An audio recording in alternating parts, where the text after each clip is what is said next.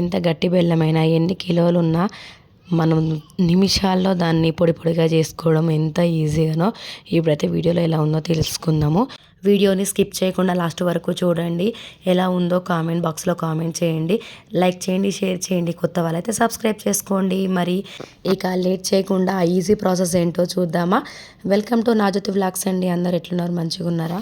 ఇక మనకు పండుగలు పబ్బాలు వచ్చిందంటే ఏదో ఒకటి బెల్లంతో చేయాల్సిందే. ఇక బెల్లం గట్టిగా ఉంటే మనం రాయితోటి ఇంకేదైనా గట్టి దాంతో దానితో ముక్కలు ముక్కలు చేయాలి. అట్లా చేయకుండా ఈజీగా ఇంట్లో ఎట్లా చేసుకోవాలంటే ఒక మందమైన మూకుడు లేదంటే ఒక గిన్నె లేదంటే కుక్కర్ అయినా తీసుకోవాలన్నమాట. ఇక దాన్ని అయితే గ్యాస్ మీద పెట్టేసుకొని అందులో ఒక స్టాండ్ అయితే పెట్టేసుకోవాలి. పెట్టుకున్న తర్వాత మనము ఏ బెల్లాన్ని అయితే పొడిగా చేయాలనుకుంటున్నామో దాన్ని అయితే ఒక ప్లేట్లోకి తీసుకొని దాన్ని ఆ కుక్కర్లో లేదా మూకుల్లో అయితే పెట్టేయాలన్నమాట.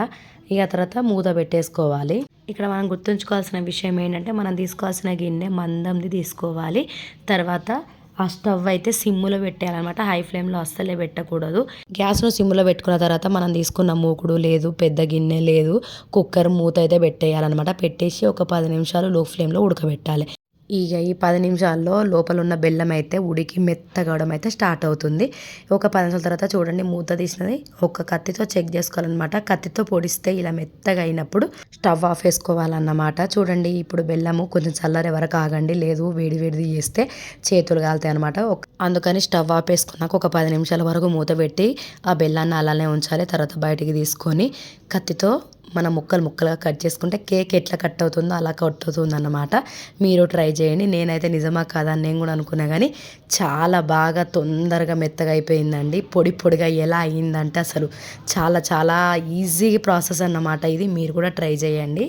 చూడండి ఎంత స్మూత్గా బెల్లం కట్ అయిపోతుందో. మనము నార్మల్గా అయితే ఎంత హార్డ్గా కట్ చేయాలి. ఇప్పుడు చూడండి ఎంత ఈజీగా కట్ అయిపోయిందో. ఇప్పుడైతే దీన్ని ఇలానే ఉంచకుండా కొంచెం చల్లారనివ్వాలి. చల్లారితే ఇంకా పొడి పొడిగా అవుతుందన్నమాట.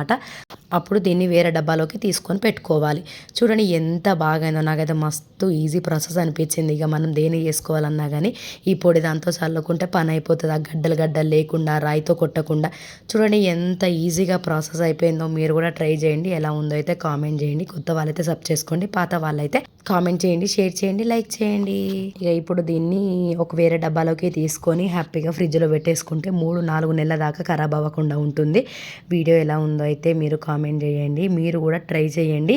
ఇంత ఈజీ ప్రాసెస్ని మిస్ అయిపోతే బాగోదు కాబట్టి మీరు కూడా ట్రై చేయండి. ఎలా ఉందో కామెంట్ అయితే చేయండి, మర్చిపోవద్దు. సేమ్ ఇదే విధంగా బెల్లం పొడిని మనం మైక్రోవేవ్లో కూడా చేసుకోవచ్చండి. ట్రై చేద్దాము. కాకపోతే మా ఇంట్లో మైక్రోవేవ్ కాబట్టి చేస్తారని. చూడండి ఎంత పొడి పొడిగా అయిపోయిందో. ఇప్పుడైతే ఇక ఒక బాక్స్లో పెట్టేసుకున్నాను. ఇక దాని అయితే ఫ్రిడ్జ్లో పెడుతున్నాను. ఇది 3 నెలల వరకు మనకైతే స్టోర్ అయి ఉంటుంది.